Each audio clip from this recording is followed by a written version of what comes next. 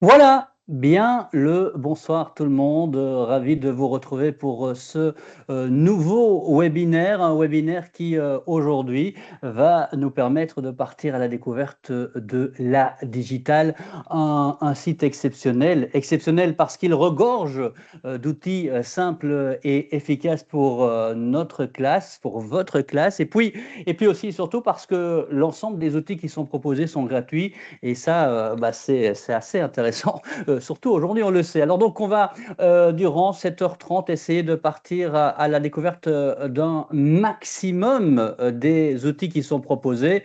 1h30, c'est à la fois beaucoup, mais peu, hein, si on veut vraiment rentrer dans tous les détails. Et donc, comme Jean-Pascal vient de le dire, ben, bonsoir à tout le monde. Et donc, n'oubliez pas qu'il y a donc cet onglet conversation, hein, si vous voulez donner votre avis sur ce qui s'échange durant tout ce webinaire, ou bien poser vos questions. Vous pouvez le faire là.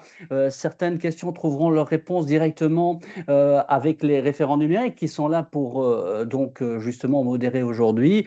Ou bien sachez qu'à certains moments, on va les garder, ces questions en attente, de manière tout simplement à pouvoir poser la question directement à notre invité, parce que oui, nous aurons un invité, on y revient dans quelques instants, un invité de choc, hein. Je peux vous le dire, on est fiers de l'avoir avec nous aujourd'hui.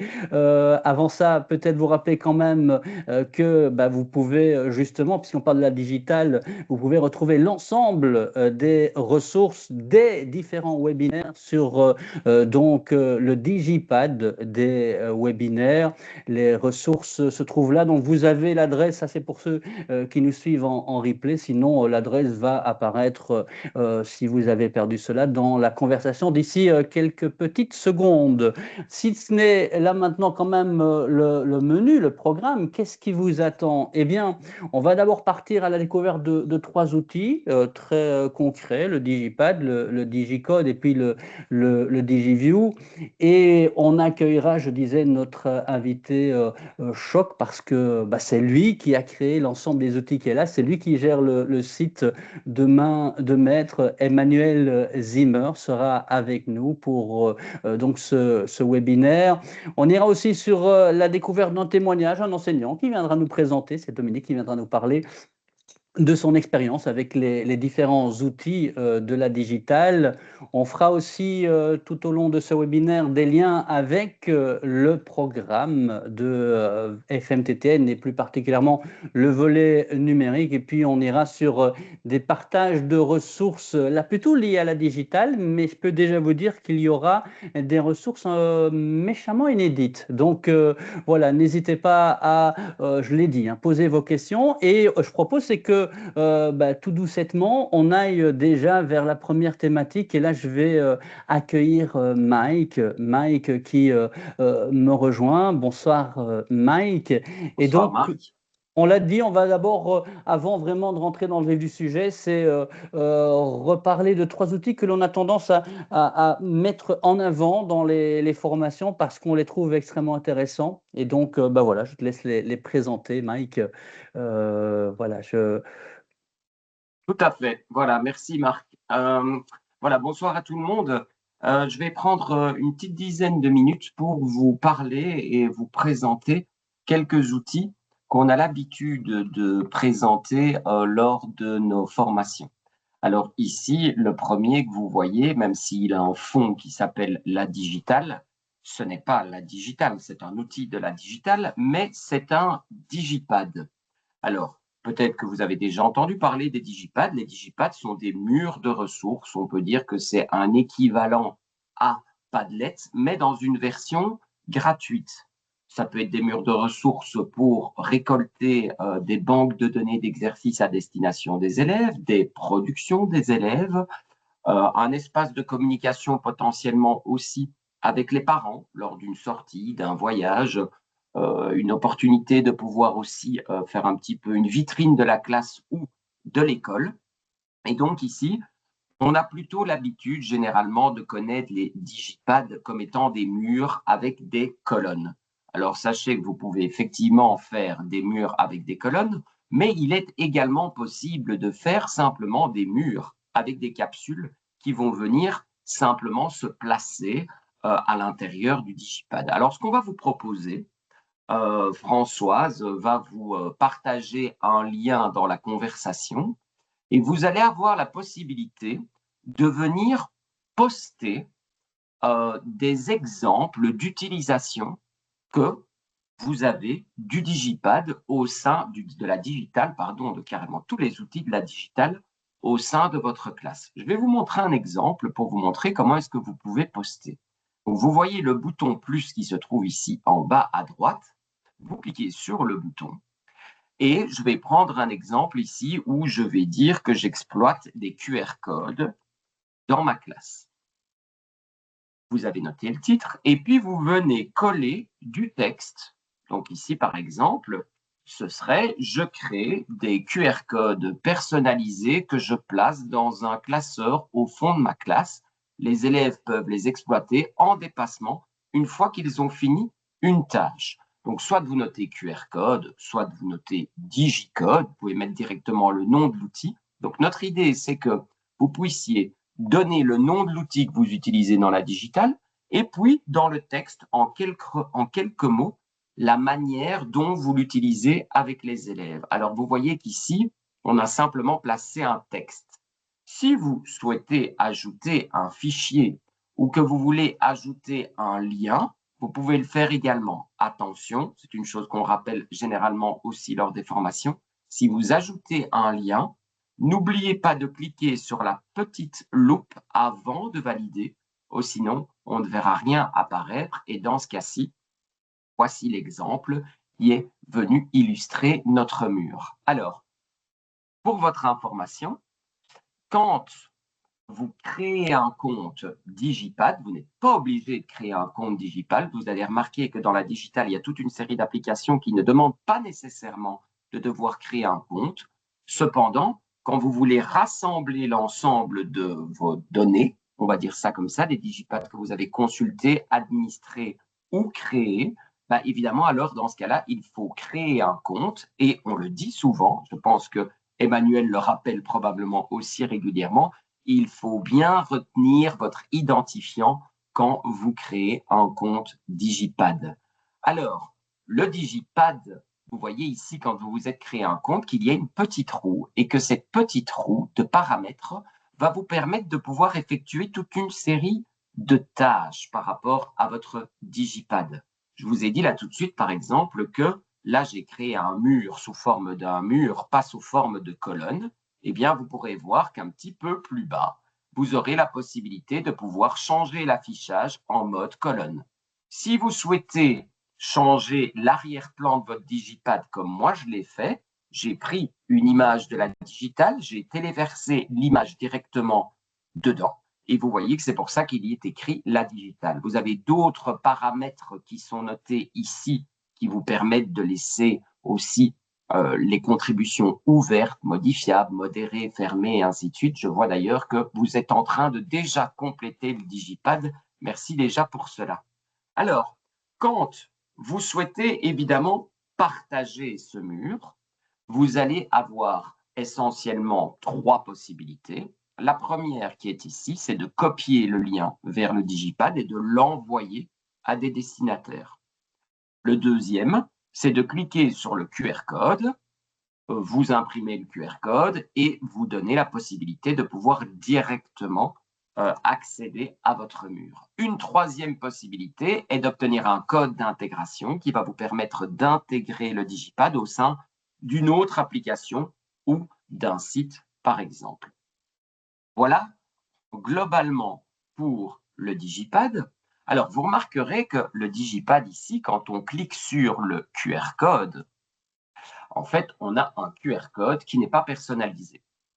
Alors nous, ça va me permettre de pouvoir enchaîner directement avec Digicode. Sachez que quand on donne des formations ou des accompagnements, on insiste beaucoup sur la possibilité de pouvoir personnaliser les QR codes. Ce qui veut dire que vous pourriez, par exemple, créer des QR codes de couleur, des QR codes bleus, des QR codes rouges. Vous pouvez même, au sein du QR code, mettre une image qui va directement dire aux élèves, tiens, quel type d'activité ils vont avoir la possibilité de réaliser. Alors, je vais vous le montrer concrètement, parce que c'est un outil qu'on utilise assez souvent. Quand vous allez vous retrouver dans, par exemple, Learning Apps. Vous avez vu, j'ai créé ici un petit Learning Apps sur les noms communs.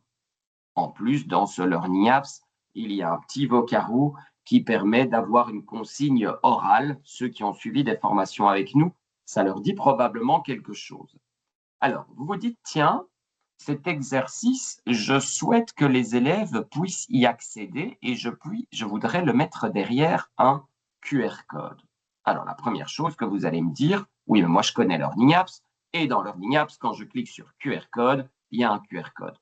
Oui, tout à fait. Sauf que le QR code dans Learning Apps, il n'est pas personnalisable. Alors, si on utilise Digicode, donc là, on a parlé de Digipad, maintenant on parle à Digicode, vous voyez que dans un Learning App, vous aurez 3 possibilités de lien. Le lien, la possibilité de l'intégrer et partager. Alors, pour rappel, c'est le lien, le premier lien que vous devez partager si vous souhaitez que les élèves puissent directement accéder à l'exercice. Donc, ce que je vais faire ici, c'est que je vais copier le lien. Vous pouvez copier n'importe quel lien que vous allez mettre derrière, évidemment, le digicode. Je me place ici. Je viens coller le lien et je décide de générer mon QR code. Alors, un QR code, un bout QR code noir, mais je peux le créer en bleu, en rouge, un vert. Je peux même aussi personnaliser directement le QR code. Alors, moi, j'adore le bleu, donc je pourrais par exemple aller venir le personnaliser en bleu. Ce qui veut dire quoi? Ce qui veut dire que les élèves qui vont par exemple retrouver un recueil de QR codes avec des activités à réaliser dans le fond d'une classe, par exemple, en atelier ou en autonomie, pourrait se dire, tiens, un QR code bleu va correspondre à des activités en français. Et je pourrais même aller un tout petit peu plus loin en cliquant ici sur l'image que je voudrais insérer. Et j'avais déjà préparé au préalable une petite image qui concerne le nom commun. Ça veut dire que l'élève, en un coup d'œil, sait qu'il va pouvoir directement accéder à un exercice pour revoir les noms communs. Donc ici, à partir de ce moment-là, il suffit simplement de télécharger le QR code, de l'imprimer, voire de le mettre en page via Canva, par exemple. Tout ça est une autre possibilité. Voilà pour les QR codes personnalisables et je vais clôturer avec un outil dont on parle souvent aussi, qui s'appelle DigiView. Alors, si vous ne connaissez pas DigiView, DigiView est un outil magique. Réellement, il a son succès quand on va en formation. Ça permet donc de reprendre une vidéo YouTube et de l'isoler de tout ce qu'on appelle ces éléments perturbateurs que vous trouvez sur le côté, voire également des pubs. Il n'y a rien de pire que de lancer une vidéo YouTube et puis d'avoir toutes ces pubs qui se mettent à votre écran, voir si les élèves réalisent une tâche en autonomie. Vous ne savez pas très bien sur quel type de pub ils vont arriver. Donc l'idée, c'est vraiment d'isoler les pubs et vous allez voir qu'en plus, l'outil DigiView permet d'enlever les pubs, les éléments perturbateurs, mais aussi de couper la vidéo en prenant par exemple que 1 ou 2 minutes de la vidéo et de leur demander une tâche par rapport à cela. Alors, je le montre concrètement. Vous voyez d'ailleurs que tous les outils de la digitale se ressemblent, c'est ça l'avantage. DigiView by la digitale. Je dois aller coller le lien de la vidéo YouTube. Alors, j'en avais déjà préparé un, hein, donc c'est ici une vidéo YouTube, un jour une question sur les 4 saisons. Je vais aller partager le lien de la vidéo et ici, je vais venir le coller. Je vais cliquer sur valider et une fois que je l'ai validé, je vais donc pouvoir le renommer et je vais pouvoir aussi dire, par exemple, je ne vais prendre que la vidéo de la première minute à la 2e minute et je vais générer cette vidéo. Cette vidéo, vous voyez qu'elle ne fait plus qu'une seule minute, ça a été fait en quelques clics. Et vous aurez la possibilité de pouvoir partager cette vidéo avec vos élèves. À nouveau, le petit bouton de partage se trouve juste ici. Vous n'aurez soit qu'à faire un copier-coller du lien et l'envoyer, soit générer un QR code, soit voir de l'intégrer dans une autre application ou sur un autre site. Voilà. Pour ma Mike, part, j'ai fait le tour. Oui, mais j'allais dire parce que mine de rien, alors c'était très intéressant, mais en même temps, il y a quelqu'un qui est là pour marquer de son empreinte ce webinaire. Marquer de son empreinte, on parle de la digitale, c'était pour faire le lien. Bien Et je sais joué, que tu adores les jeux de mots, hein, Mike, donc il en bien fallait un avant sûr. que, avant que on ne t'abandonne. On t'abandonne pour faire place à notre invité du jour. Et J, on n'est pas plus fier qu'il soit avec nous. Emmanuel Zimmer est là. Bonsoir Emmanuel. Bonsoir Marc et bonsoir à toutes et à tous. Et donc, je dis, on n'est pas peu fier parce que et c'est Monsieur la Digital qui est avec nous. Juste, si tu veux bien, Emmanuel, avant ta présentation, en quelques mots, qui es-tu en fait? Ah, bonne question. Je gravite dans le monde de l'éducation, disons voir depuis une vingtaine d'années, spécifiquement dans le milieu du français langue étrangère, donc où j'ai été formateur, chef de projet numérique. Plus récemment, j'étais au Danemark pendant 4 ans pour travailler dans le réseau de coopération extérieure de la France, dans le réseau des instituts français. En 2 mots, éducation et spécifiquement français langue étrangère. Voilà. Et Et donc, développeur accessoirement. et tu t'es dit, les Français nous ont volé la Coupe du Monde à nous les Belges, donc du coup, on va leur offrir des outils pour la classe. Exactement. Oh, on y revient toujours à cette Coupe du Monde, hein. Bon, Emmanuel, je propose c'est qu'on parte voilà, dans les détails. Tu as donc structuré ta présentation. On se permettra, c'est d'intervenir de temps en temps s'il y a Bien une sûr. question qui émane donc, dans la conversation. Voilà, donc je propose c'est que tu N'hésitez pas. partages ton écran là maintenant, si tu le veux bien. Et donc, on est parti pour cette présentation. Je rappelle que derrière, il y aura aussi des ressources que tu vas présenter on va dire en version inédite pour ce webinaire. Mais là, pour l'instant, on peut encore rien dire. C'est le teaser pour que les gens restent jusqu'au bout. Voilà, panorama des outils. Oui, j'espère. Emmanuel, on est parti. Merci Marc. Alors donc je vous propose de commencer par un petit panorama des outils. Alors Mike nous en avait déjà présenté 3 et j'en ai vu apparaître un certain nombre sur le digipad qu'utilisait Mike. Là, je vous propose de mettre en scène un autre outil qui s'appelle Digistorm, qui permet de faire, donc là on va l'utiliser pour faire un nuage de mots collaboratif, mais Digistorm permet également de créer des questionnaires, des sondages, des remue-ménages. Donc vous devriez voir un lien dans le chat qui vous permet d'aller donc sur ce Digistorm, que je vais ouvrir également de mon côté. Et donc, c'est simplement pour vérifier les outils que vous connaissez et utilisez déjà. Donc, comme Digipad, ici, c'est un outil collaboratif, un outil que j'utilise d'ailleurs souvent en formation ou en webinaire, qui s'adapte bien à une utilisation de ce type-là. Donc, on retrouve Digiface, Digipad, donc Digicode qui vole la vedette à Digipad. Logi Download également, ouais, donc je ferai la distinction justement entre les outils de la famille Digi, ceux de la famille Logi, ceux de la famille Mobi, donc les 3 grandes familles des outils de la digitale.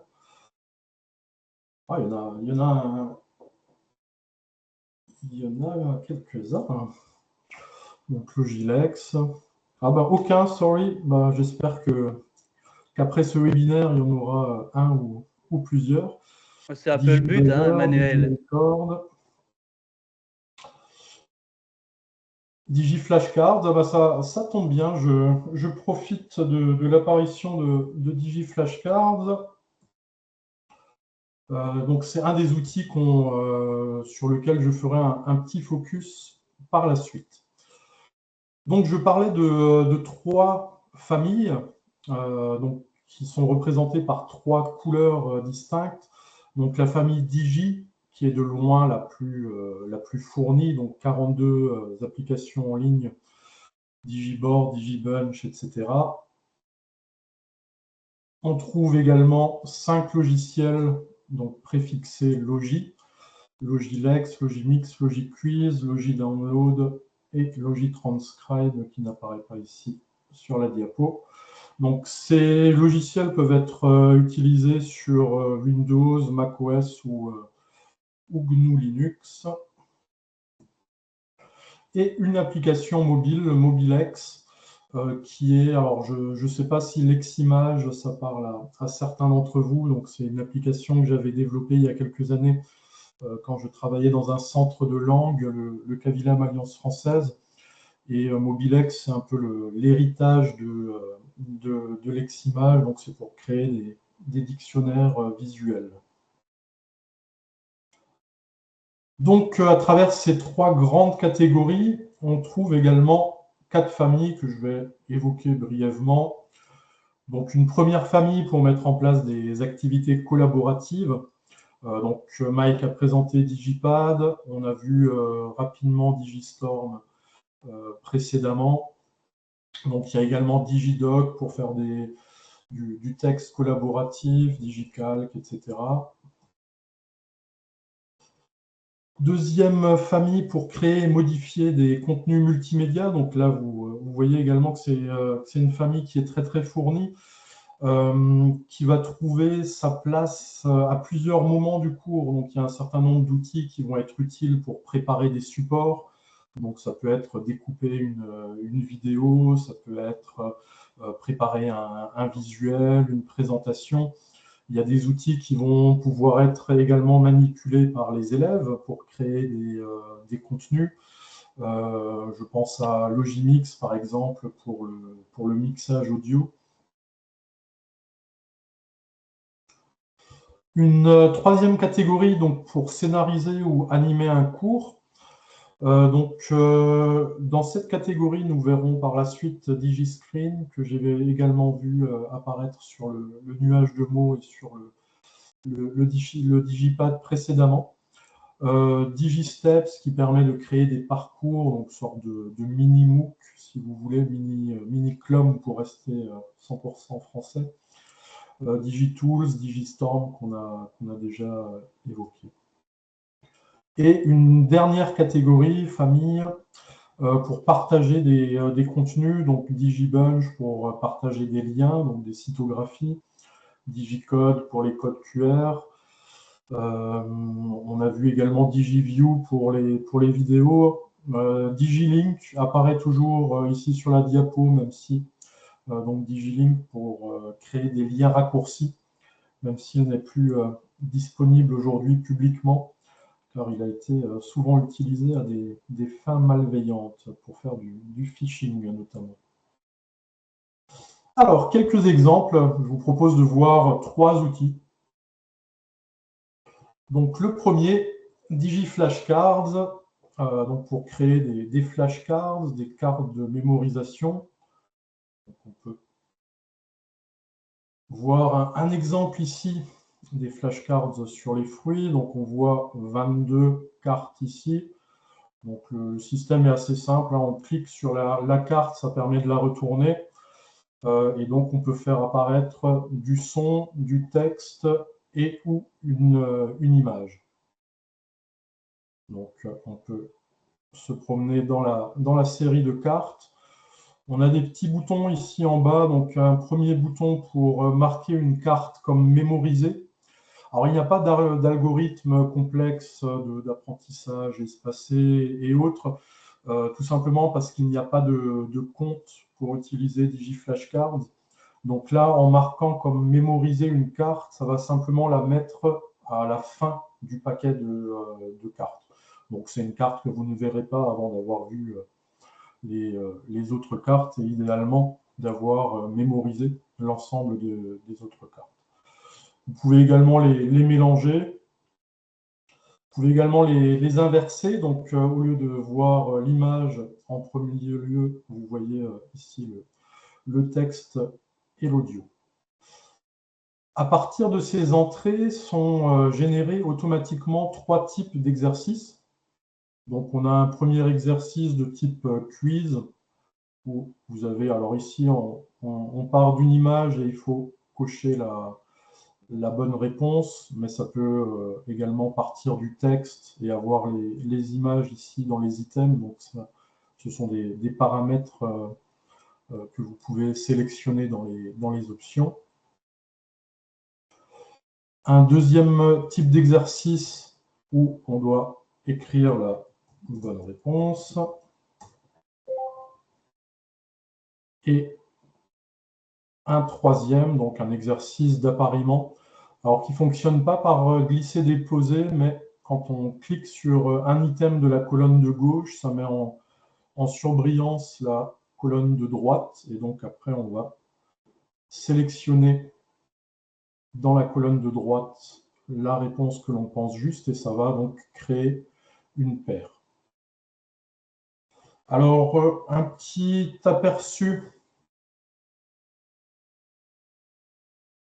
de l'interface d'édition. Donc, quand vous créez un contenu, donc ici, on est sur exactement la même série, mais donc du côté édition. Donc, vous voyez que chaque carte se matérialise par deux colonnes, donc une colonne terme, une colonne définition. Alors, sur cette série, il n'y a pas de texte pour le terme, mais une image. Et pour la définition, là, il y a une combinaison de texte et d'audio. Pour l'audio, donc, si on regarde une carte vierge ici, donc sur l'audio, vous pouvez soit enregistrer l'audio donc directement via DigiFlashcards, ou soit sélectionner un fichier MP3 si vous en avez de disponible. La limite, elle est assez basse en termes de taille maximum, elle est à 1 mégaoctet, mais en tous les cas, pour des mots ou des petites phrases, c'est largement suffisant. Donc, vous avez quelques options également. Alors, les options, elles ne sont visibles que quand les exercices sont générés. Et les exercices sont générés quand vous avez ajouté au minimum 5 entrées. Donc, quand vous créez un nouveau contenu, vous ne voyez pas directement ces éléments. Ils apparaissent quand vous ajoutez la 5e entrée. Donc, vous pouvez décider de désactiver les exercices si vous ne souhaitez pas les mettre à disposition des élèves.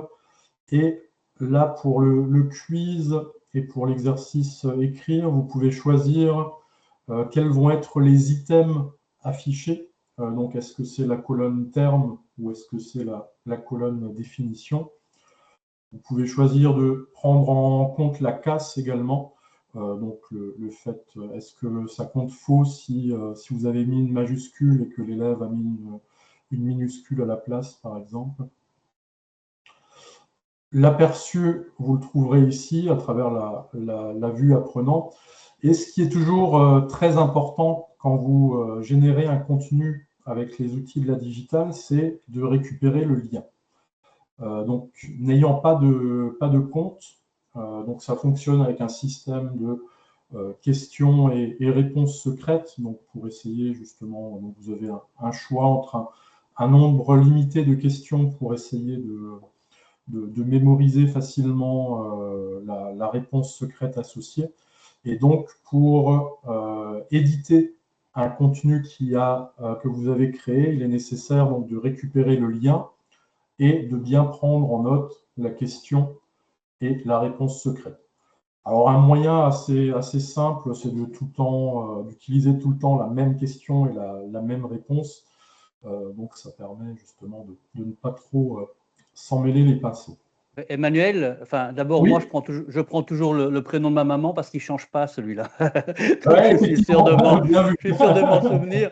Je pense qu'il y a des questions qui ont été posées. Alors, tu viens de répondre à une d'entre elles, justement, comment les enregistrer. Donc, ça s'enregistre automatiquement, c'est ça le principe?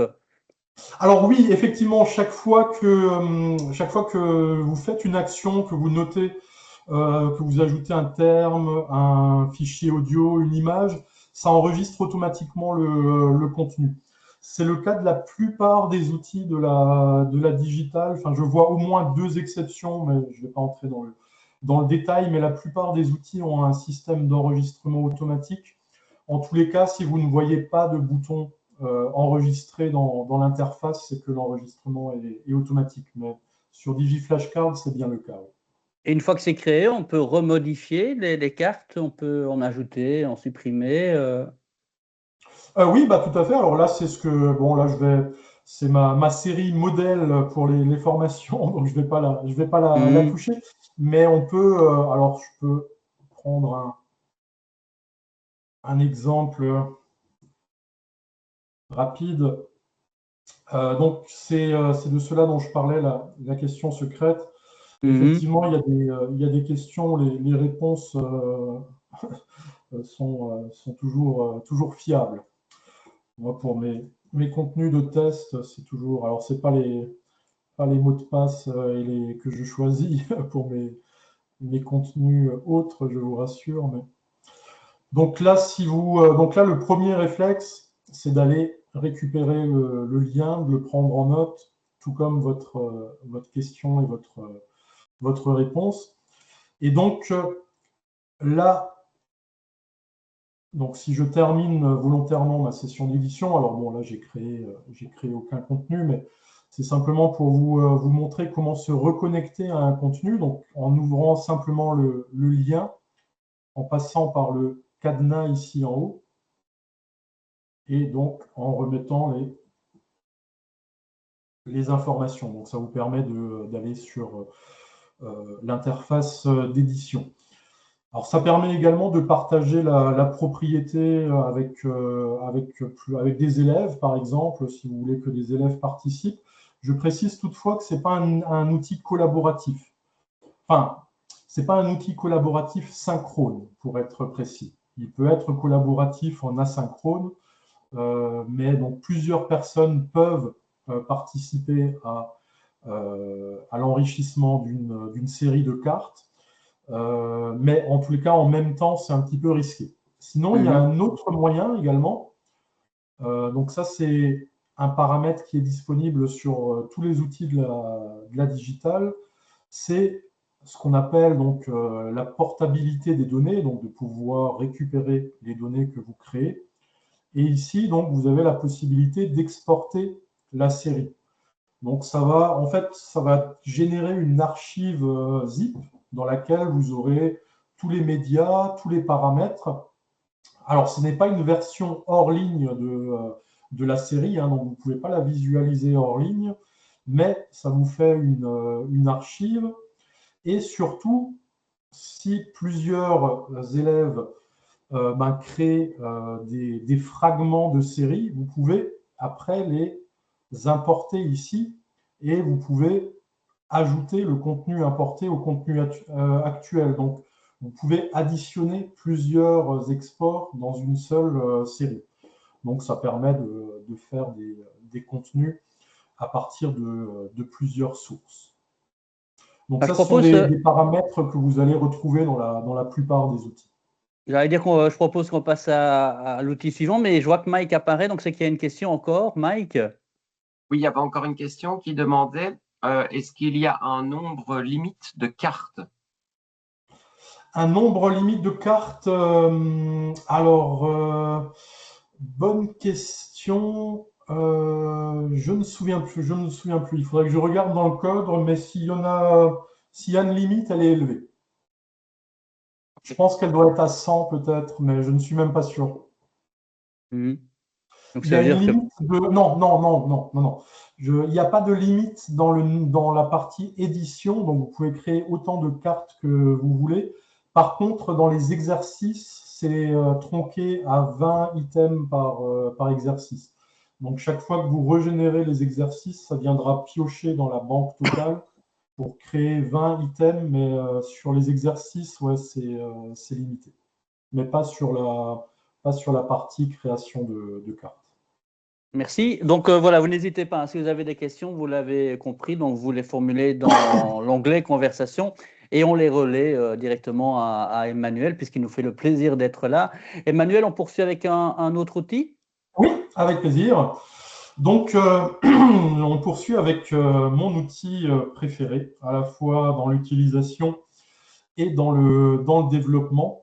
Donc, DigiScreen, une sorte de table de mixage pédagogique que je vais vous présenter à travers quelques exemples. Donc là, je ne vais pas trop m'attarder sur le fonctionnement intrinsèque de l'outil, car c'est un outil assez riche, mais je vais plutôt vous présenter ce qu'on peut faire et ce qu'on peut attendre d'un outil de ce type-là.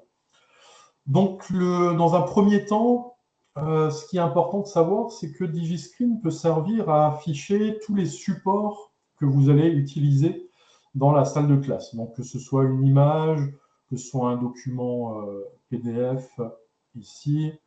Donc ici, on a un nuage de mots. Vous pouvez ajouter un fichier audio, une vidéo, un site intégré. Donc ici, un exercice Learning Apps, ici un exercice H5P, donc ça c'est via l'intégration de contenu. Donc l'objectif de DigiScreen, c'est de pouvoir en fait centraliser tous les supports utilisés durant le cours, mais également de proposer, vous le verrez, il y a des outils pour animer le cours, il y a certains petits exercices interactifs qui sont intégrés. Mais l'idée, c'est de pouvoir utiliser DigiScreen sans avoir besoin de sortir de l'outil, sans avoir à naviguer entre différents onglets, mais d'avoir une interface dans laquelle vous pouvez justement centraliser tous les contenus. Alors les contenus, vous pouvez également les préparer, les replier pour les afficher le moment venu. Vous pouvez les mettre en plein écran. Il y a différentes options. Certains outils, ceux qui ont la lampe de poche, peuvent également être mis en focus. Donc ici, pour le feu quadricolore, pour les modalités de travail, par exemple, ici avec des pictos, des rétroactions en direct aussi, donc pour faire des quiz improvisés, des différentes utilisations possibles, créer des groupes à partir d'une liste préétablie, et des éléments plus classiques comme l'agenda, l'horloge. Donc vous pouvez bien sûr intégrer des vidéos YouTube ou des vidéos DigiView. Donc ici un clip de chanson, donc un exercice assez classique dans l'enseignement du français langue étrangère, donc la remise en ordre des paroles. Donc là on a la possibilité de réorganiser verticalement les éléments. Là, un texte à trous que l'on peut compléter. Alors, quand on le complète, on peut vérifier également la bonne réponse. Hein. Et toujours des confettis quand il y a une bonne réponse. Ici, des outils pour l'écriture créative. Donc, on peut générer des séquences de pictos. Alors, vous pouvez choisir le nombre de pictos à générer. Un pendu. Pardon. Donc, là, on peut faire des propositions de lettres. Et quand vous avez des erreurs, donc ça affiche c'est pas un vrai pendu, bien sûr. Ici, donc, combinaison d'un élément textuel, d'un module texte, donc que l'on peut faire flotter comme on souhaite. Je dirais que c'est la grande force de DigiScreen, c'est de pouvoir organiser les pages comme vous le souhaitez et surtout de laisser libre cours à votre imagination pédagogique. Donc ici, on a la possibilité de surligner, de changer de couleur. Donc, c'est un outil alors qui est plus intéressant, je dirais, plus interactif si vous avez vous-même un écran numérique ou un tableau interactif dans la salle de classe, mais ce n'est en tous les cas pas une nécessité. Ici, un double, alors ce n'est pas un contenu intégré, mais vous le trouverez dans les documents de fin de webinaire.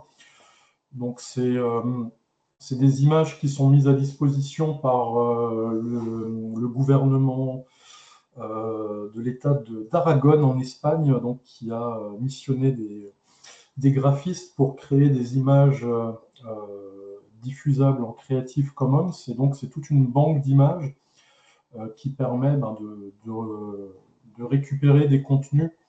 Alors, pas libre de droit, car rien n'est jamais totalement libre de droit, en tous les cas, pas dans le droit français, je ne connais pas le droit belge, mais en tous les cas, des contenus que vous pouvez diffuser sous certaines conditions. Donc, il y en a plusieurs des doubles. Là, j'ai pris celui sur les vêtements, mais il y en a sur le matériel scolaire, il y en a un autre sur... Bon, j'ai oublié, mais vous le découvrirez. Emmanuel, juste une question qui est apparue, on revient sur le pendu, il y avait une demande, les mots générés pour l'idée du pendu, on les génère soi-même en tant qu'enseignant? Oui, oui, oui. Alors, c'est vrai que je suis passé un petit peu vite ici, mais donc on décide du mot à trouver, effectivement. Vous pouvez changer l'image du pendu entre guillemets, choisir une image personnelle. Alors, c'est toujours le même principe, hein, l'image, elle change d'opacité au fur et à mesure des erreurs. Vous pouvez choisir le nombre d'erreurs acceptées et également les caractères. Par défaut, il n'y a pas les accents, mais vous pouvez les ajouter au besoin. Donc oui, la plupart des modules sont paramétrables en fait. Donc ça peut être chouette, le mot du jour en début de journée, un petit rappel de ce qu'on a vécu la veille, par exemple, avec le mot important. Enfin, il y a moyen de faire pas mal de choses. C'est un bel outil. C'est un bel outil aussi pour justement tous ceux qui ont un tableau interactif ou même ne fût-ce qu'un écran de projection, puisqu'on va pouvoir travailler sur pas mal d'outils. Il y a pas mal de découvertes. Les gens disent qu'ils découvrent ce que tu expliques. Les utilisations, ils n'y avaient jamais pensé.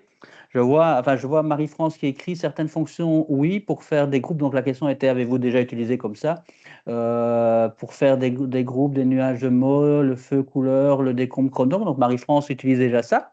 Et alors Sandrine qui écrit, dans DigiScreen, j'utilise Histoire tous les matins pour écrire quelques phrases en respectant des critères. Je génère 5 images. Donc voilà, il y a déjà des exploitations, des outils qui sont là. Bon, je te laisse poursuivre, hein, mais c'était intéressant de partager ça aussi.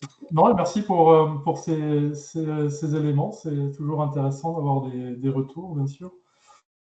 Donc là, ici, un tirage au sort via une roue. Alors, des tirages au sort, il y en a vraiment de tout type. Il y a tirage au sort de texte, d'images, de chiffres ou de nombres plutôt. Donc ici, c'est un type de tirage au sort, donc avec une série de questions à poser à son voisin, sa voisine. Donc, alors c'est toujours des exemples, comme je le précisais, utiles plutôt dans le champ de l'enseignement du français langue étrangère. Ça ne fera pas forcément d'écho disciplinaire aux participants, mais ça permet en tous les cas d'illustrer des activités potentielles. Ici, une combinaison un peu plus complexe entre guillemets, où donc on va avoir un titre. Ici, j'ai un classement, donc pour ajouter des points en direct et faire un classement, un compte à rebours et un système, enfin le juste prix. Je ne sais pas si c'est un jeu qui était diffusé à la télévision belge ou en tous les cas en France, c'était il y a fort longtemps. C'est des vagues souvenirs de jeunesse, mais l'objectif du jeu, c'est de retrouver. Donc ici, on va travailler indirectement les nombres et donc de retrouver le prix des différents différents items qui apparaissent sur le diaporama. D'ailleurs, à combien estimez-vous cette paire de charentaises faites main, vendue dans une grande surface française, Carrefour ou Cora? Alors malheureusement, je vois pas le chat, donc je vois pas s'il y a des réponses. Donc, le but du juste prix, c'est de trouver le prix au plus juste, bien sûr, comme son nom l'indique, mais sans dépasser le prix. Donc, en étant en Allez, dessous du prix réel. il y a un 40 euros, 35. À 40 euros, allez, on va vérifier. Je ne sais même plus, mais il me semble que c'est bien moins. Un peu Bon, plus de 16 euros, mais c'était il y a quelques années. Hein. L'inflation est passée par là. Je pense qu'aujourd'hui, on serait peut-être sur le double. Donc ici, on combine différents éléments. Donc une présentation, un PDF préparé en amont. Un affichage page entière. Donc ça, c'est important pour pouvoir défiler, pour ne pas avoir justement cet effet de défilement et révéler les différents items. Et ici, un compte à rebours donc, qui va laisser le temps de réflexion pour chacun des groupes. Donc, on peut imaginer de détourner. Pardon, excuse-moi. On peut imaginer de détourner ça et par exemple vous en faire la juste somme avec peut-être des billets ou des choses qui apparaîtraient et essayer de trouver rapidement, je ne sais pas, la quantité, l'argent qui est là. On serait sur la mesure ici. Oui, tout à fait. Bonne idée. Ouais. Et alors En peut-être. fait, c'est ce qui fait la force de Digiscreen, c'est que donc vous, sans entrer dans le détail, mais vous voyez ici en bas la barre d'outils. Donc la barre d'outils propose un certain nombre de modules. Donc vous pouvez aussi, alors pas créer de code QR personnalisé comme le montrait Mike, mais en tous les cas, vous pouvez créer des codes QR à la volée pour une utilisation spontanée. Un certain nombre d'outils sont d'ailleurs faits pour une utilisation très spontanée dans la salle de classe. Vous avez donc tous les outils qui apparaissent ici en bas. Vous pouvez faire des captures d'écran également. Vous pouvez annoter chacun des éléments. Non, pas ça. On va prendre ça plutôt. Voilà, donc vous pouvez ajouter une surcouche d'annotation sur chacun des éléments. Vous pouvez afficher un site web, par exemple. Donc, il y a vraiment des possibilités assez. Enfin, je dirais qu'il y a peu de limites en termes de créativité pédagogique. Vous pouvez également faire des. Émilie nous parle de la juste mesure, par exemple, pour travailler les grandeurs. Il y avait alors juste Barbara qui s'inquiétait. Elle ne trouvait pas le pendu. Alors, il ne s'est pas noyé, le pendu. Alors oui, masse. alors justement, j'allais y venir parce qu'en fait, l'outil est tellement riche, enfin, il y a tellement de modules qui n'apparaissent pas tous en fait dans la barre de départ. Et donc, alors je reviens juste sur l'outil options ici, donc dans lequel vous pourrez gérer les pages, le fond d'écran également. Et ici, donc, vous avez les modules, la liste complète des modules. Donc là, vous voyez qu'il y en a un certain nombre qui ne sont pas activés. Le pendu, je ne pense pas qu'il est activé par défaut quand vous allez sur Digiscreen. Donc, il faut d'abord l'activer via le petit interrupteur. Et Barbara l'a trouvé maintenant, tout va bien dans le meilleur des mondes. Il est, je te donne ça juste un titre indicatif, 20h50. Il nous reste encore 40 minutes dans ce webinaire. Le temps file, hein, c'est pour dire qu'on va, si tu le veux bien, aller passer sur un autre outil. Ouais, avec plaisir. Donc le dernier, c'est Digiloc, qui est un des outils, c'est pas le plus récent, mais en tous les cas, c'est un des derniers arrivés sur la digitale. Donc, c'est un outil pour créer des cadenas ludiques. Alors, initialement pensé pour créer des jeux d'évasion pédagogique, donc des escape games. Dans ma vie professionnelle, j'en ai créé un certain nombre d'escape games pédagogiques. Et donc, c'est un petit peu, je dirais, la synthèse des différents mécanismes ludiques créés pour d'autres projets que j'ai centralisés dans Digiloc. Donc là, je vais pas passer par l'interface d'édition, mais simplement vous montrer en fait rapidement un petit parcours. Alors ici, on a une combinaison numérique avec une consigne ici, des indications pour débloquer cette combinaison. Donc les deux premiers chiffres de la combinaison correspondent au nombre d'applications en ligne Digi. Le troisième chiffre, le nombre d'applis de logiciels Logi, et le quatrième chiffre correspond au nombre d'applications Mobi. Est-ce que quelqu'un l'a? Donc, on l'avait, c'est un petit test de mémoire. Quelqu'un a proposé 4251. Alors, ça me paraît pas mal. Ah, il y a une deuxième personne qui le confirme. Ouais, c'était bien ça. 42, 5, 1. Donc, quand vous déverrouillez le cadenas, il y a ce petit message, bien sûr, personnalisable à la fois sur le texte, l'image. Et ici, j'ai ajouté donc un lien vers un autre cadenas. Donc, c'est ce qu'on peut faire. Alors, c'est pas l'utilisation première de Digiloc, parce que là, finalement, j'ai dans mon parcours que je ne vais pas montrer en intégralité, mais vous pourrez le découvrir sur la présentation.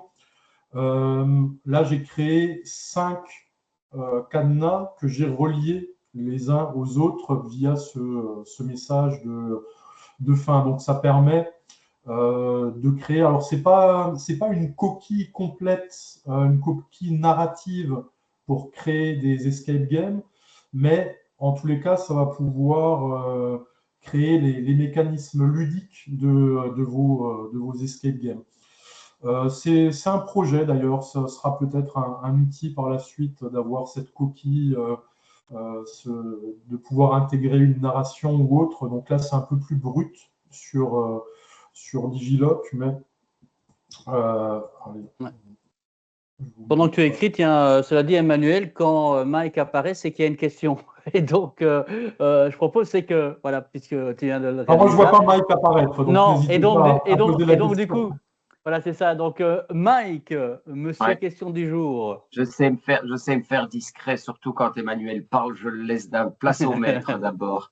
Une question de Thierry qui demandait si on charge un PDF, est-ce qu'il est possible d'écrire pour corriger dessus? Alors là, on parle de DigiScreen? Oui, on revient sur DigiScreen, en effet. Non, pas de le modifier. On peut l'annoter et les annotations sont enregistrées, mais on ne peut pas le. Enfin, tout dépend ce qu'on appelle modifier. Donc, de modifier le texte existant comme dans un traitement de texte, non. En fait, c'est simplement la visionneuse de Firefox. Pour ceux qui utilisent ce navigateur, c'est exactement la même visionneuse de PDF que dans Firefox. Donc, vous trouverez les mêmes fonctionnalités. Donc, ça permet d'ajouter des étiquettes de texte par-dessus. Ça permet d'ajouter une signature, des annotations, des choses surlignées, mais ça ne permet pas de modifier le texte d'origine. Ok, donc on annote, mais on ne modifie pas le texte du contenu. Ok, très bien. Et alors, une autre question de Virginie qui nous dit pour DigiScreen, je ne sais donc rien partager à mes élèves. Alors oui, c'est vrai que c'est un outil d'animation plutôt pour l'enseignant. Donc c'est pas un outil qui va générer un lien qu'on va pouvoir partager avec les élèves. En fait, on va charger du contenu en local sur son navigateur qu'on va pouvoir diffuser, mais c'est pas donc ça ne remplace pas Learning Apps, DigiQuiz, des outils de ce type-là. C'est vraiment un outil d'animation pour la salle de classe, en présence ou à distance d'ailleurs, parce que DigiScreen peut très bien permettre d'animer un webinaire de ce type-là. Mais non, c'est pas du contenu à partager avec les élèves. Et donc, juste pour savoir, enfin, c'est une question qui est venue, mais à côté, pas dans la conversation. Tu veux repréciser, si tu veux bien, c'est la façon donc de sauvegarder le DigiScreen pour pouvoir Oui, le réimporter rapidement et puis on passe à la suite parce que le temps file.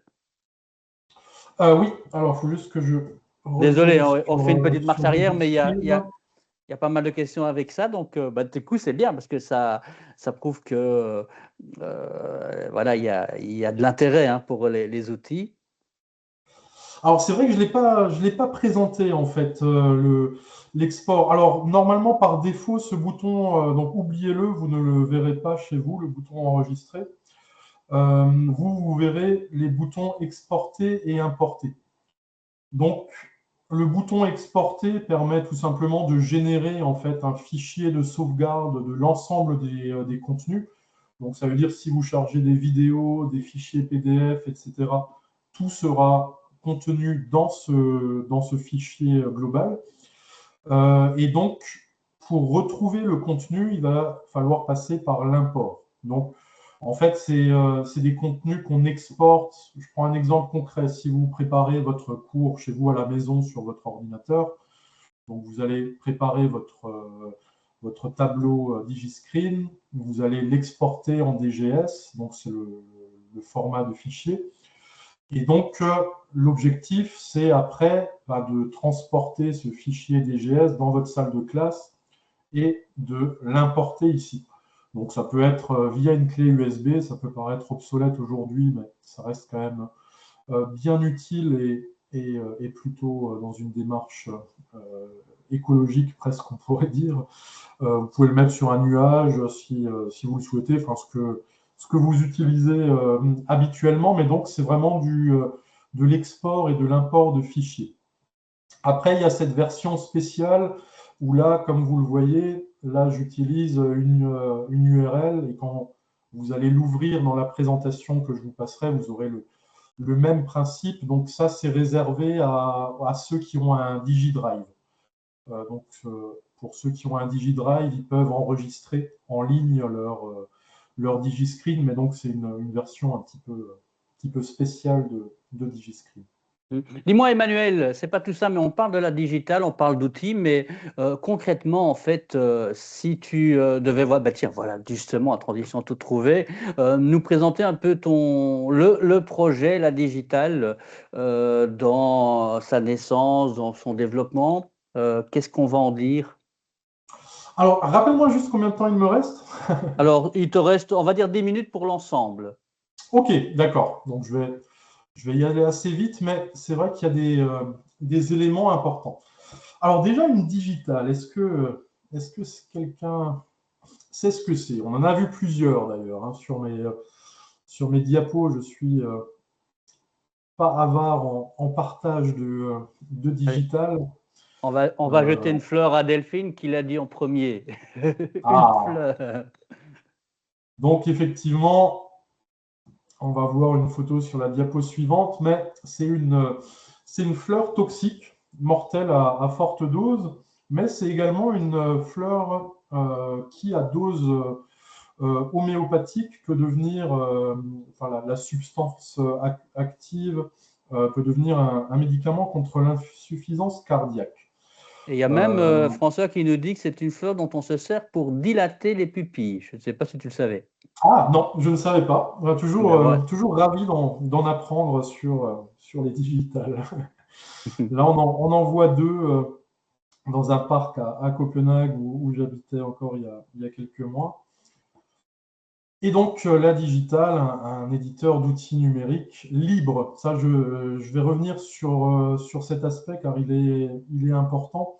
Les outils sont effectivement gratuits, mais avant tout, ils sont libres. Et ça, c'est d'un point de vue éthique, c'est primordial. Mais j'y reviendrai un petit peu plus tard.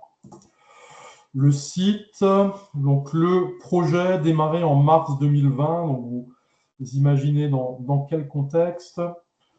Il a été lancé en novembre 2020 officiellement, donc sous son nom, la Digital, avec premiers outils. Donc il y avait Digipad, DigiView, DigiWords, dès le départ. Et donc aujourd'hui, c'est 48 outils publiés là aussi sous licence libre. Qu'est-ce que ça veut dire, publiés sous licence libre? Tout simplement que les codes sources des outils sont disponibles. Donc ce sont des biens communs. Donc que n'importe quelle institution, n'importe quel enseignant parfois peut déployer sur les serveurs de son établissement, sur des serveurs personnels ou autres. Donc les outils sont des biens communs.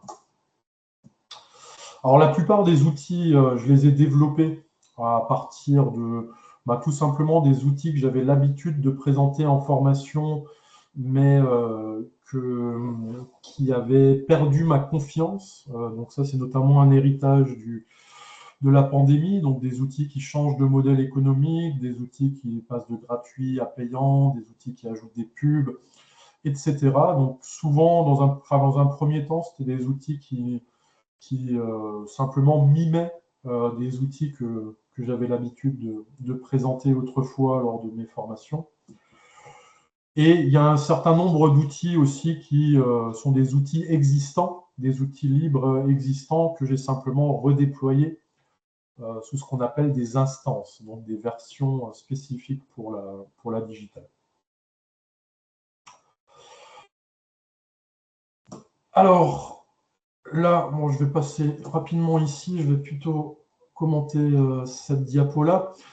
Donc, vous vous souvenez, la digitale à la fois poison et remède. Donc, c'est un peu l'idée derrière ce projet.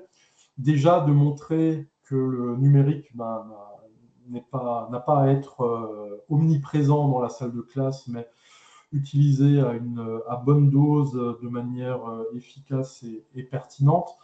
Et surtout, le moteur du projet, c'est un numérique éthique.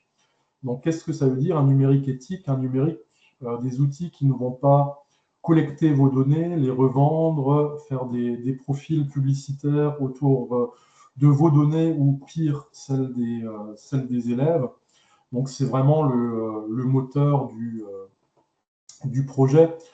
Et si on voit rapidement ce que donne la visite d'un site web aujourd'hui, les cookies, on me demande les notifications, on me demande si je suis vraiment sûr de ne pas vouloir afficher les notifications. Est-ce que je veux m'inscrire à la newsletter? On détecte mon bloqueur de publicité. On me propose de continuer à lire des articles sur un article que je n'ai même pas encore lu. Et là, c'est le sapin de Noël. Donc, alors, c'est poussé à l'extrême, bien sûr, sur cette maquette, mais on retrouve quand même un certain nombre de mécanismes qu'on a l'habitude de voir sur les sites web aujourd'hui. Et donc, c'est un peu l'objectif des outils comme DigiView, etc., d'échapper au capitalisme de surveillance, donc qui se nourrit des données des utilisateurs. Donc ça, c'est un contexte très important.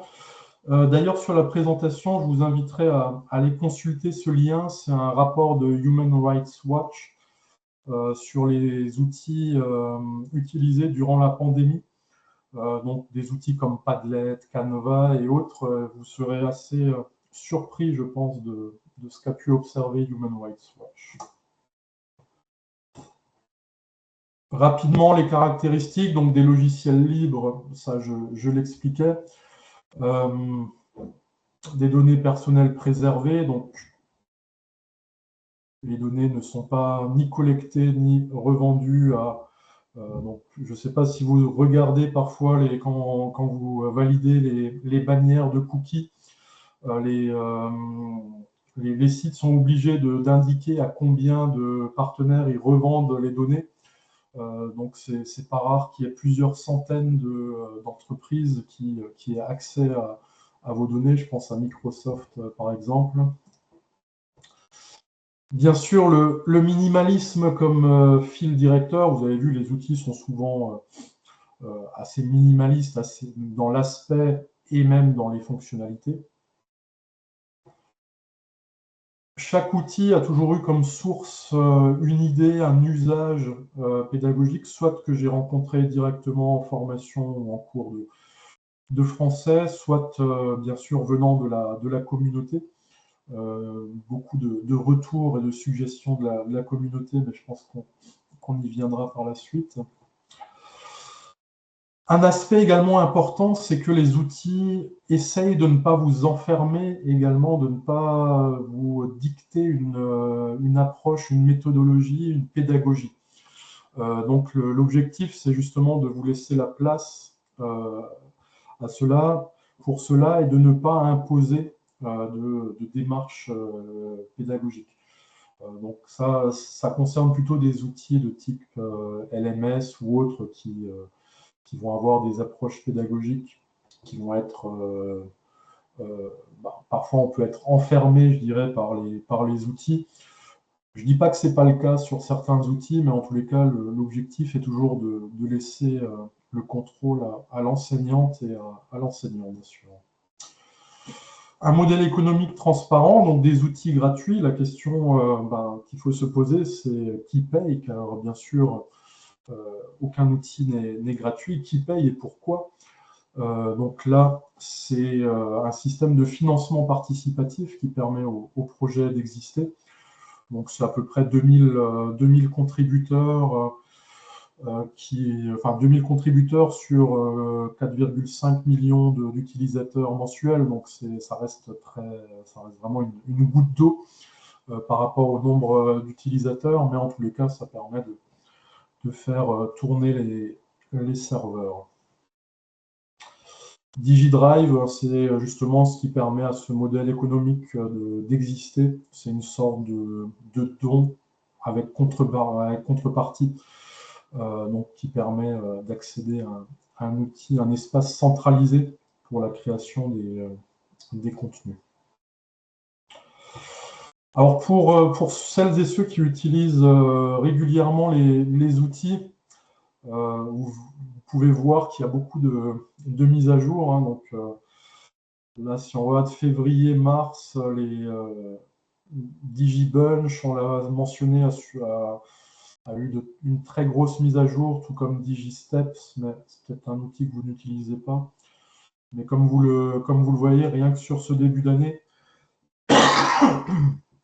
il y a eu un nouvel outil publié et plusieurs mises à jour. Donc ça reste la priorité d'améliorer l'existant. Donc à partir des 200 à 300 messages reçus chaque semaine par la communauté. Une longue liste d'outils potentiels. Alors là, je crois qu'il y avait des propositions, justement. Oui. Ouais, on en a eu de barre. Je parlais de mise à jour, peut-être une mise à jour dans ce qu'on a donné, parce que ceux qui nous suivront dans le replay n'auront pas ça dans la conversation. Mais François a vérifié, en fait, non, c'est pas la digitale pour les pupilles. En fait, c'est une autre fleur qui s'appelle la belladone. Et donc, n'allez pas vous mettre de la digitale sur vos yeux. Je ne sais pas l'effet, mais tu parlais de poison. Donc, non, n'allez pas tester, ce serait risqué. Alors, on nous a donné en effet quelques exemples. Hein, je ne sais pas, ça pourrait voir le jour. Donc, on a posé la question sur le mur, la page Facebook. Et il y avait par exemple, alors ce que moi je vais appeler alors je sais, j'ai perdu mon papier du coup, mais il y a l'idée un espace sécurisé de conversation, le DigiChat instantané de groupe afin de normaliser la manière de communiquer entre eux, puisque les enfants vont devoir apprendre à converser avec une certaine étiquette, respect de son identité et autres. Donc, avoir un espace, un DigiChat sécurisé où l'enseignant pourrait servir de modérateur, ça c'est une idée. Une autre idée était un outil simple et efficace pour organiser les inscriptions aux réunions de parents, on va dire le DigiMeet en quelque sorte. Ah, ça c'est justement DigiSlot, l'outil qui a été publié en janvier est justement fait pour ça. Eh ben voilà, donc il n'y a plus besoin de le proposer, ça va exister. Mais c'est vrai que ça faisait partie vraiment c'était de nombreuses occurrences de propositions sur un outil de ce type-là. Alors, il y avait le DigiPicto, le DigiFake pour peut t'entraîner à détecter des fake news, le DigiZen pour l'humeur du jour, par exemple, le matin. Alors, j'ai aussi alors pas tous les faire, hein, mais j'ai le DigiRituel pour les maternelles et avec une sorte de rituel météo et autres pour démarrer la journée. Et encore un, et puis j'arrêterai, c'est le Digifluence pour travailler la fluence en lecture. Donc, il y a pas mal d'idées, du coup, Ouais, déjà. ouais, effectivement. Bah, je suis preneur en tous les cas de traces écrites de ces idées. Je les ajouterai à à la liste. Pour l'instant, sur la liste, il doit y en avoir une cinquantaine d'outils potentiels. Alors, bien sûr, tous ne verront pas le jour et je suis incapable de vous dire quel sera le prochain outil d'ailleurs, parce que le, le choix se fait vraiment le moment venu. Mais sur les réunions parents-prof, ouais, ça c'était vraiment depuis 3-4 ans, je pense avoir eu au moins une trentaine de demandes sur cet outil-là. Donc il a été publié en janvier. Les premiers retours sont bons. Il y a déjà eu de nombreuses suggestions d'amélioration. Donc n'hésitez pas à le tester. Le chat également, un outil sécurisé et simple. Ça, je pense qu'il doit être dans la liste. Je vais revérifier, mais en tous les cas, je suis preneur ouais, de Bah traces écoute, écrites je te de laisse ce que tu regarder viens un de petit dire. peu, si tu le veux Ouais, bien, parce qu'on va avoir un témoin, c'est Dominique Bollards, qui est enseignant et qui va nous témoigner de son usage. Donc, on va l'accueillir là maintenant près de nous. Peut-être juste pendant qu'il arrive, en une seconde, hein. Si je suis développeur, si j'ai envie de t'aider, on peut te contacter, parce que ça pourrait être aussi des belles collaborations qui pourraient ah oui, naître. oui, bien sûr. Bien sûr, sur le document, sur la présentation que je vous donnerai, sur les deux dernières slides, vous trouverez les liens de la forge sur laquelle sont hébergés les outils. Et donc là, c'est un système assez classique, hein, soit d'ouvrir des tickets ou de faire des demandes d'ajout sur le code. Donc oui, oui, tout à fait, avec plaisir. Eh bien, je vais t'abandonner quelques instants. Tu viens revenir après l'intervention de Dominique. Donc, Dominique Bollard de l'école Saint-Joseph de Sougnier-Remouchon, un habitué de nos webinaires, hein, Dominique. Là, cette fois, ben, voilà, c'est plus dans la conversation qu'on va avoir écho de ce que tu vis, mais plutôt voilà, par ce que tu vas nous présenter là. Tu vas faire l'exercice des fameux sixièmes primaires, hein, qui doivent se servir d'un support numérique pour appuyer un discours. Dominique, Et que fais-tu avec la digitale, toi? eh bien, moi, ce que j'avais envie de vous partager aujourd'hui, c'est l'utilisation du digipad. On en a déjà pas mal parlé aujourd'hui. Et donc, avec une collègue, on avait envie de pouvoir proposer des contenus à nos collègues et donc à nos élèves, pardon. Voilà, je propose que si j'ai bien compris, tu vas partager ton écran, voilà, et Ouais. donc voilà, il est en route. Et donc voilà, que fais-tu avec le digipad? Quels sont les usages que tu en as? Eh ben, je pense d'abord au Digifest, dont on voit un exemple ici. Le Digifest, ben, ça sert évidemment à créer un avatar, ça peut être très sympa comme ça, mais ça peut aussi donner, on parlait de pédagogie active et ouverte, ça peut aussi donner des idées, par exemple un élève qui décrirait un avatar à quelqu'un, qui doit le recréer, un autre qui le décrit, qui rédige le portrait et qui le fait deviner aux autres, ça peut être aussi des idées assez sympas. Bon, moi ici, je vous ai proposé de parler de Digipad.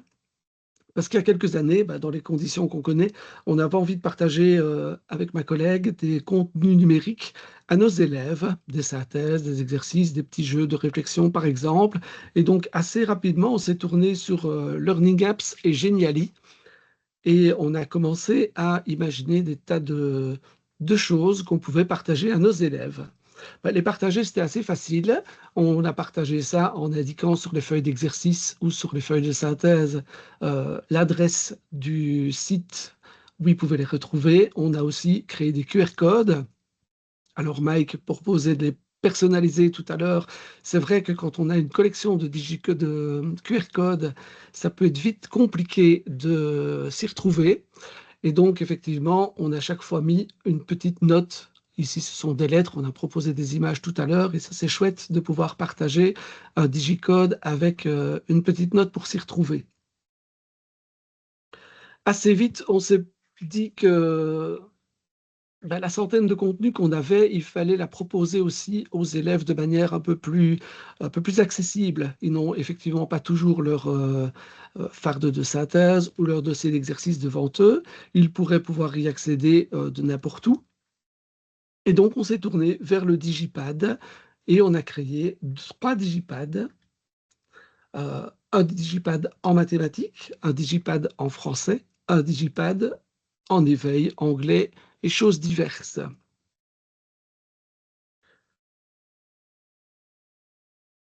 Je ne sais pas si on voit le digipad à l'écran. Oui, non, Ouais. ici non, on a se connecter l'onglet qui apparaît pour l'instant. Ouais, c'est bizarre. J'ai ouvert un nouvel onglet, mais il n'apparaît apparemment pas à l'écran. Peut-être départager alors et aller rechercher c'est peut-être le plus facile. On va essayer comme ça.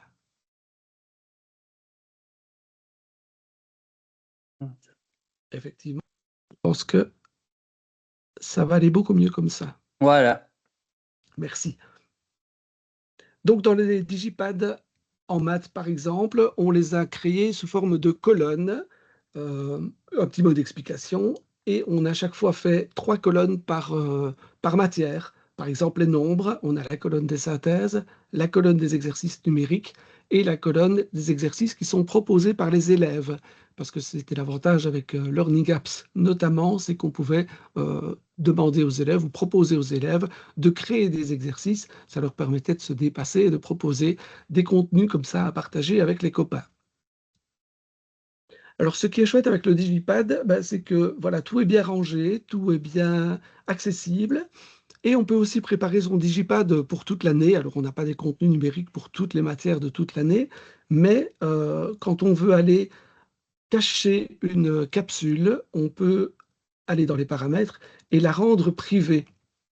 Une fois que cette capsule est privée, elle apparaît encore dans notre digipad en tant que créateur ou administrateur du digipad, mais elle n'apparaît plus dans le digipad des élèves. Et on peut aussi ainsi libérer les contenus au fur et à mesure qu'on les découvre en classe et agrémenter notre digipad qui évolue comme ça au fur et à mesure de l'année. Alors les contenus, on l'a vu tantôt, sont très facilement accessibles.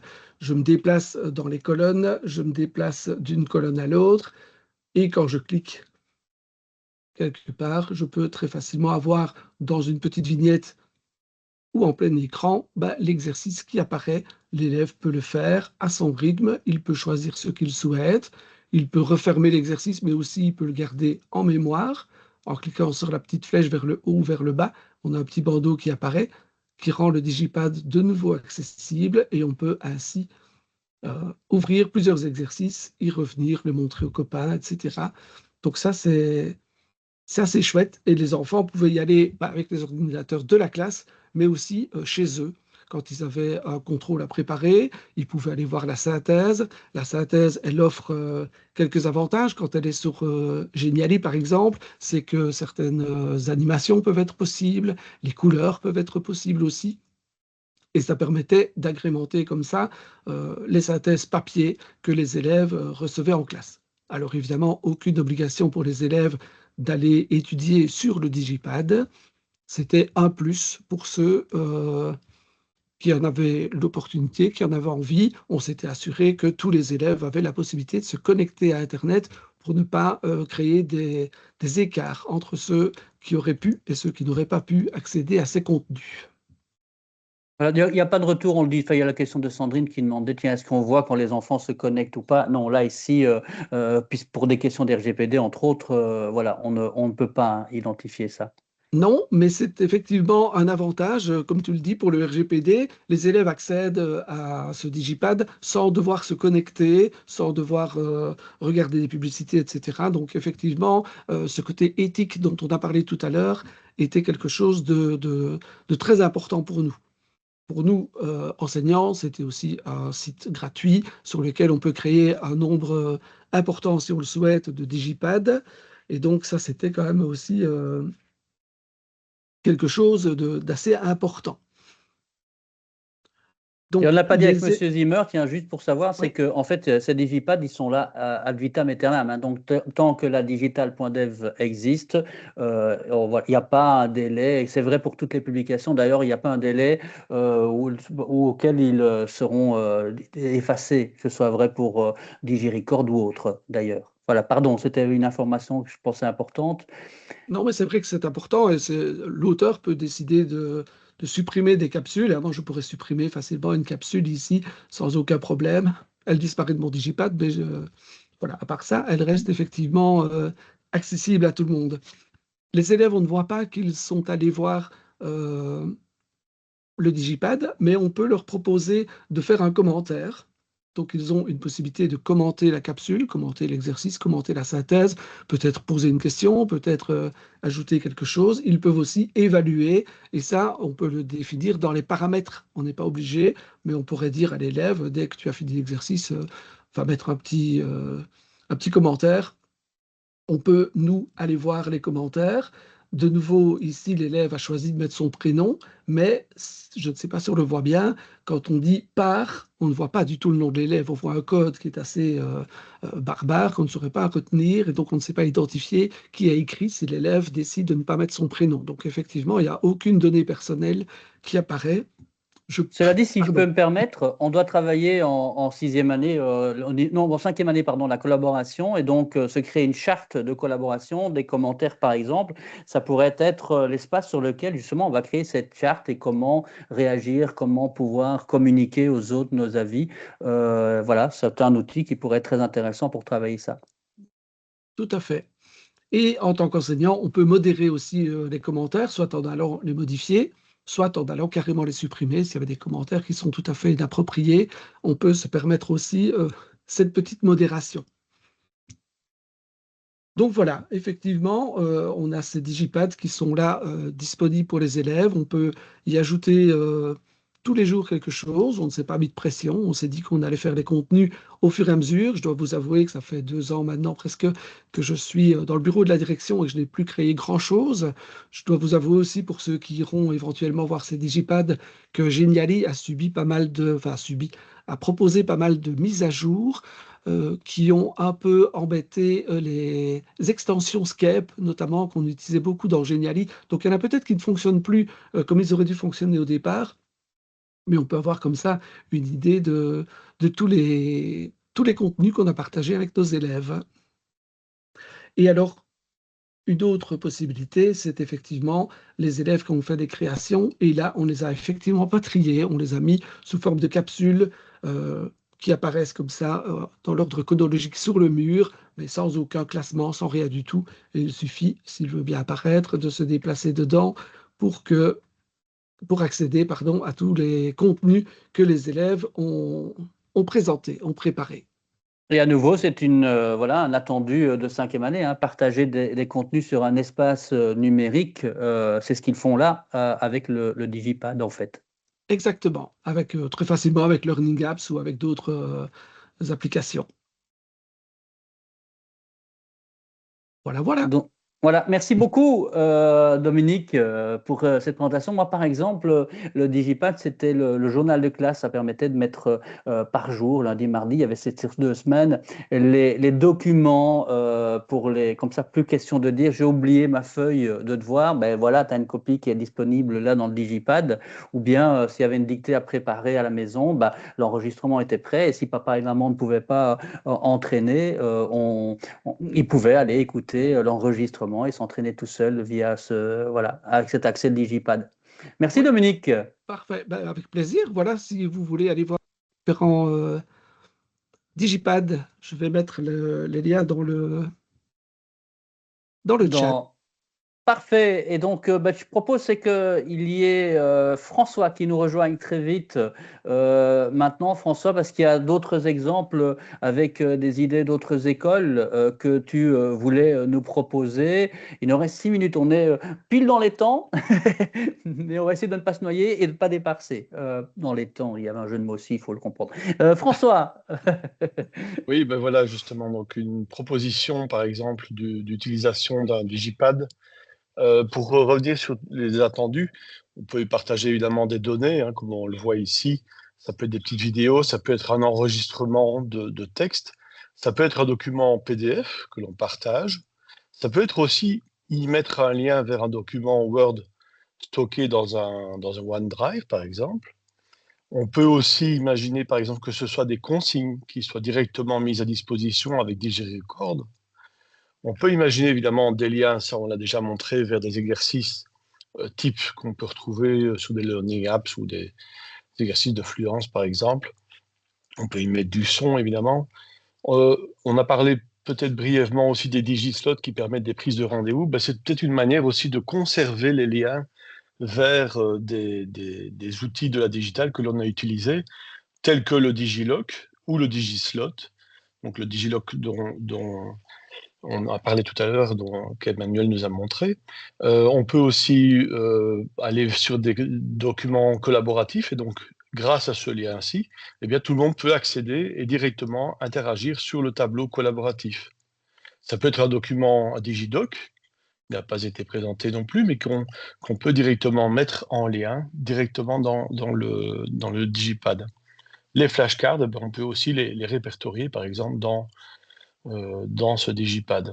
Un exemple encore, voilà, ça peut être aussi un parcours. Vous allez voir qu'il y a un des outils qui s'appelle parcours pédagogique où on va pouvoir mettre différentes étapes d'un apprentissage que les élèves doivent faire. Idem avec une feuille partagée, un calcul, et puis DigiShare qui est aussi une manière peut-être de partager des documents. Un dernier exemples, voilà des exemples d'écoles qui ont partagé ainsi leur vécu.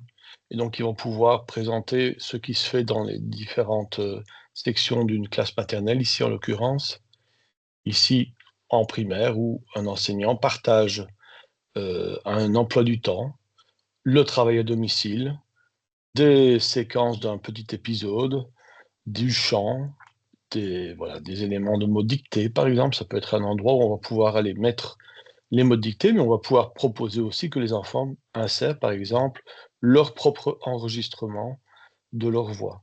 Donc voilà, un outil sur lequel on va pouvoir mettre beaucoup de sens et de plus-value par rapport aux différentes compétences qu'on traite avec les élèves. Et tu vas permettre du coup de faire le lien avec le dernier point. Justement, on parle de compétences, on parle d'attendu, mais Dieu sait que la digitale va permettre d'en aborder pas mal. Tu parlais par exemple du document hein, qui était là, le document Word. Enfin, ça peut être un autre. Hein, il y a d'autres choses que. Mais l'idée, c'est qu'on peut très bien le proposer dans sa version à retravailler. L'enfant, et on a en collaboré en 5e à nouveau. Hein, donc l'enfant peut très bien télécharger le document, le renommer, ce qu'il a appris en 4e primaire, et une fois qu'il a travaillé dessus, venir le redéposer sur la colonne, dans la colonne appropriée. Donc ça, c'est une possible. Il y a d'autres possibles également. Hein, Emmanuel, qui va d'ailleurs nous rejoindre pour découvrir un peu le programme belge. On parlait du Digidoc, par exemple, pour créer des documents collaboratifs. On est en P5. Hein. C'est la compétence 16, avec collaborer sur un contenu propre à l'école qui va être travaillé. Donc, tes outils vont être très utiles hein, pour les enseignants en Belgique. Le Digipad, on en a parlé assez hein, pour donc partager un contenu. Et là, au nouveau, en 5e, dans l'idée de partager, collaborer. On a le DigiRecord. On doit créer des contenus simples. Donc ici c'est le son, hein, c'est juste enregistrer un son. Une fois qu'il est fait, il est sauvegardé. Je ne dois pas faire de montage, rien. On est clairement en train de travailler un attendu de P3 qui est de produire un contenu médiatique simple. Donc si je suis sur les digicards, on est sur la production et le traitement de contenu dans un traitement de texte puisqu'il va falloir produire une composition là et mettre en forme le texte que l'on va insérer et insérer une image. C'est clairement des attendus de P3, mais surtout de P4. On est sur le Digi Design, là, avec, donc, pour créer des affiches, des bannières et des autres visuels. Là, on a en 6e année un attendu qui est que les élèves produisent un support numérique de présentation pour appuyer un discours. On a toujours en tête d'autres outils plus classiques. Celui-là en est un. Il est gratuit surtout, donc c'est intéressant de pouvoir s'y plonger. On est sur le digidiagramme, je vais vite hein, parce que le temps est là, mais concevoir un logigramme séquentiel de déplacement, on va pouvoir le réaliser et l'écrire grâce à digidiagramme. Donc, on est en 5e primaire. Je continue avec le digimerge pour assembler des fichiers audio ou des vidéos. Mais ça, c'est en 5e primaire que ça va être utile puisqu'on amène les élèves à produire, donc à réaliser des montages d'un document sonore et ou vidéo. Le Digi Remove Background, enfin BG, pour retirer le fond, eh bien, on nous demande en 4e année de traiter une image en respectant une consigne. Ça pourrait être celle-là à réaliser avec les élèves en 4e primaire. Si je suis en 6e, pour créer des présentations multimédia simples, à nouveau, on a le DigiSlide. On a déjà parlé d'un autre outil, il y a celui-ci aussi, qui peut être utilisé. Et puis, il y en a encore 5 à vous proposer là. Enfin, ils pourraient tous rentrer, hein, mais le DigiStrip pour créer des bandes dessinées. Et là, on est dans la création de contenu médiatique simple, mais un peu différent de ceux dont on parle, son, images, photos, vidéos. Et il va y avoir aussi le traitement de texte, forcément, l'usage du clavier qui va être mis en œuvre avec cet outil. Le DigiShare pour partager des fichiers avec des appareils proches. Et là, on est sur le partage des contenus. On a le Logi Download pour télécharger des vidéos et des fichiers audio. Alors, on l'a mis en savoir-faire en 4e. Pourquoi? Parce qu'en 4e année, on doit apprendre à créer, renommer un fichier et un dossier pour permettre une exploitation ultérieure. Donc, l'idée, c'est on télécharge et puis on va renommer ce fichier et le placer au bon endroit pour savoir où il se trouve. Donc, voilà une utilisation, exploitation qui peut être au service du programme. Le Logimix pour réaliser des mixages, là, c'est plutôt une application à télécharger sur la machine. À nouveau pour donc produire un document sonore et ou vidéo. Et je terminerai sans respirer, il faut le faire, avec le Mixap pour créer des activités en réalité augmentée, puisqu'on doit travailler la réalité augmentée en tant que savoir en 5e primaire, pouvoir connaître la distinction entre réalité augmentée ou virtuelle ou même réalité mixte. Donc voilà pas mal d'outils au service des enseignants. Les retours en un mot justement des enseignants belges à tes outils, ils sont lesquels, Emmanuel? Pardon? Les retours des enseignants belges à tes outils, j'imagine que ça doit être assez... Nombreux, parce que dans le top des pays utilisateurs, la Belgique est bien placée. Je ne sais plus si elle est 2e ou 3e, mais en tous les cas, c'est les utilisateurs, enfin les enseignantes et les enseignants belges ont l'air, et les élèves, j'imagine, ont l'air d'apprécier les outils. En termes de retour par écrit, là, du mal à quantifier. J'ai l'impression que ça vient quand même plutôt de France, mais en tous les cas, je suis toujours très preneur de retours, de suggestions, donc n'hésitez pas. Il y avait titre, on a un peu débordé, mais c'est pas grave, mais il y avait d'autres ressources, un petit scoop sur ce qui va arriver, par exemple, vraiment le truc qui est là est imminent. Non, même pas, parce que donc DigiSlot, c'était le dernier outil que j'ai publié, mais comme je le précisais avant, le prochain outil, je vais le choisir le jour où je me dirai, allez, j'ai 5-6 heures devant moi, je vais me lancer dans un nouvel outil. Mais donc, honnêtement, non, je ne sais absolument pas quel sera le prochain outil, mais là, je suis vraiment sur de la mise à jour, au moins jusqu'à l'été. Digipad, Digiscreen vont recevoir des grosses mises à jour dans les mois à venir. Ce sont les 2 prochains sur la liste. Et là, je pense que j'aurais fait le tour de... En fait, je fais les mises à jour de manière cyclique. Donc, je prends les 48 outils, je vérifie ma to-do list et je fais des améliorations. Donc là, j'ai fait tout le tour. Il ne me reste plus que Digipad, Digiscreen et Digiboard pour boucler la boucle du cycle annuel et après, j'envisagerai peut-être un nouvel outil. Donc, en tous les cas, pas de nouvel outil avant l'été, a priori, mais de grosses nouveautés sur Digipad, notamment, à venir. Voilà, ben merci en tout cas Emmanuel pour cette présentation. Je pense qu'on en a découvert pas mal. Et il y a une belle conclusion d'ailleurs de Virginie qui met cet après-midi en concertation. On cherchait justement des outils numériques au service du savoir-écrire. C'est chose faite. Un grand merci. Voilà, c'est avec cette phrase que je vais te saluer et ben, voilà, te remercier. Et pourquoi pas à l'année prochaine hein, pour la découverte Ah oui, merci à vous, d'autres et avec outils. plaisir. Et donc, pour les participants, donc on vous rappelle qu'il y a une évaluation qui va vous être proposée. Le lien va vous parvenir par mail. Sinon, voilà, il est déjà là au niveau du raccourci. Vous avez la possibilité aussi d'assister à un prochain webinaire. Ce sera le 21 avril à 20h. On aura là aussi un invité qui sera là pour nous parler de l'IA générative et IA au service des apprentissages. C'est Orlando Palermo qui sera avec nous. Et puis, voilà, n'hésitez pas également à vous inscrire pour le dernier webinaire, Piste des référents numériques. Alors ça, c'est un webinaire où l'ensemble des référents qui ont eu envie de jouer le jeu ont créé des activités, tous azimuts, liées au numérique et aux apprentissages. Ils les testent dans les classes. Il y a des gros partenariats qui sont là en train de se mettre en place. Et l'idée, c'est que tous ces référents viendront vous présenter des pistes concrètes testé dans les classes. Donc ça, ce sera le 4 juin 2026. Donc les inscriptions, ben, c'est comme d'habitude, hein, vous connaissez le lien et tout ça sera de toute façon référencé sur la salle des profs. Voilà, je vous quitte ici avec juste 6 minutes de rab, mais c'est pas bien grave hein, parce qu'on était en bonne compagnie. Donc tout va bien. Bonne soirée à vous et allez, bonne dernière ligne droite parce qu'on est au mois de mars et mine de rien, la fin de l'année approche déjà à grands pas. Au revoir tout le monde. Au revoir, bonne soirée.